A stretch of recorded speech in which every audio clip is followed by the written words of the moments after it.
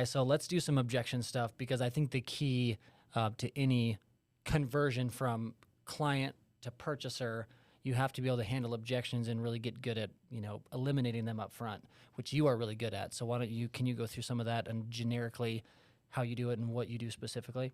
Yeah, so to apply it to any sales industry, it's understanding, first of all, you're going into pretty much every sales interaction knowing that this potential client's guard is up in some degree, some more than others. Like some are pretty easy sells, like I'm an easy sell, my guard's not up, but others are really hard. So knowing that no matter what, their guard's up, your first contact with them, you're trying to do everything you can to like bring their guard down. So downplaying yourself. In insurance, I say that like I'm just the underwriter guy, or I'm just the boring underwriter guy. Like I'm not trying to come across as this snobby salesperson. So bringing their guard down there, and then I think the second key to overcoming those objections and disarming are, one, understanding your process so you can explain it clearly, and then two, knowing what most objections are, and then just bringing them up in some way, in your structure in the beginning of your presentation or before your presentation, on how what you're going to do today, alleviates the worry that these certain objections have to happen, right? So, for example, with insurance, most common objections are: think about it, too expensive, I need to do research / talk to someone else, right? So the way I overcome that is I just say, hey, perfect. I'm just your underwriter. My job's super simple. What we're going to do today, we're going to go through a quick worksheet, a suitability sheet, to figure out which of all the carriers you match with. From there, I'm going to shop around, find which one's going to give you the best rate, but ultimately you guys get to decide the plan, so you guys get to build it to whatever fits your situation. Now, unfortunately, we can't make final decisions today. Once we build out the plan, we have to send in the application to see if the carrier will approve you. So I took away the shopping objection or doing research. I took away the price objection, and I took away making the major decision. And those are all the things that, I can almost see sometimes with people when I explain that. You kind of see them like, oh, okay, phew, I didn't have to. This guy's not going to just oversell me, and I don't have to make a final decision today. This is all very preliminary. He's going to help me do the research, and so all of a sudden the guard's down. Now they're just listening, and I've set the parameters to what we're going to do, and they're involved in it. Well, that exhale piece is huge, because that's really where you're relieving the sales pressure. Like, hey, listen, I'm just an underwriter. I know you guys are concerned about price, so you get to make your own plan. I know you want to shop around. That's literally what I do for a living, is help people shop companies so we can pair you with the right one. Like, all that stuff is really important, and you can do those same concepts. I think it's universal in sales for the most part. Some of what we do is very industry specific, but getting the decrease in sales pressure, it also is a lot of verbiage stuff in there too. The intentionality of you going, okay, so here's what we're going to do today, and setting that stage of, this is what my job is, here's what we're going to do today. I did not know how to say that sentence for months. I don't know why it was such a weird thing for me to figure out, but as soon as basically the conversation was, you're already not selling anything, so can you please try something else? Right. I was like, okay, well, if you were going to start from scratch, what's just a basic short version of an appointment that you can do? They're like, just go in there, tell them you're going to shop around, find a company, they build a plan, then you'll help them apply, and then say, here's what we're going to do today. I'm going to go through this. This is a question I'm going to ask you. This is what we're going to do. Does that sound easy enough? And then getting that validation and conversation back from them, creating the dialogue of, hey, we're on the same page. There's no, hey, my job is to try to maximize your budget and get you to spend as much money as possible. You're never going to have that conversation with somebody. Some people will just straight up tell you, listen, I'm worried about the price. If it's over $200, I'm not doing it. And you're like, well, that'll be very manageable. Right. Because that's your lay down or your easier sale. I think people that sell stuff are usually easy sales. Mm-hmm. I'm always watching when people knock on my door. I'm always wanting to see what is their process like? Could I get into my own house? Right. And so I love when people door knock our place, because then I feel like I almost always buy stuff.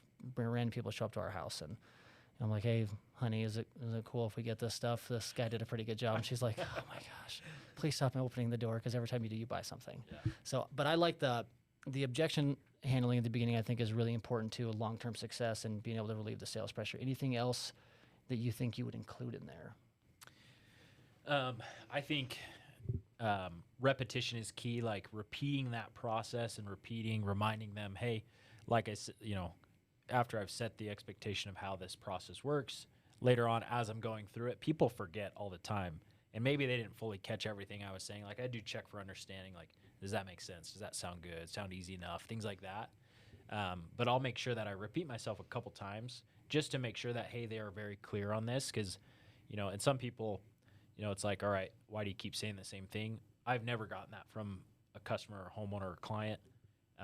In fact, it's just, in my mind, no downside to just saying, again, later on, just a reminder, you guys get to build it. So whatever you guys are comfortable with, we'll just send in the application. I'll be out of your hair. I'll say that like 2 more times throughout the presentation, just so I'm pretty certain, like, all right, they understand, they're not objecting. Because if at any point I say that and they're like, well, I don't know about that, then I know, okay, I got to loop back. I got to go through something else because clearly, my initial structure, my initial expectation that they said yes to, they didn't fully understand it. And so I need to make sure before proceeding, we have clear understanding. We're both on the same page.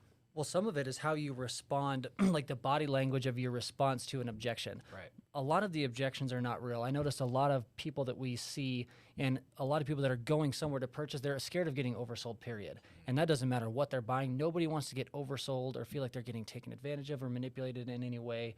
So when they're like, hey, listen, I'm not really a day one decision maker. It's like, hey, no problem. Like, I want to now know why you're not a day one decision maker, and reiterating that, well, you're not technically making a official decision today, but when we send this in, it is going to be to the penny of what you are looking for. So then you're moving it to the side, circling back around.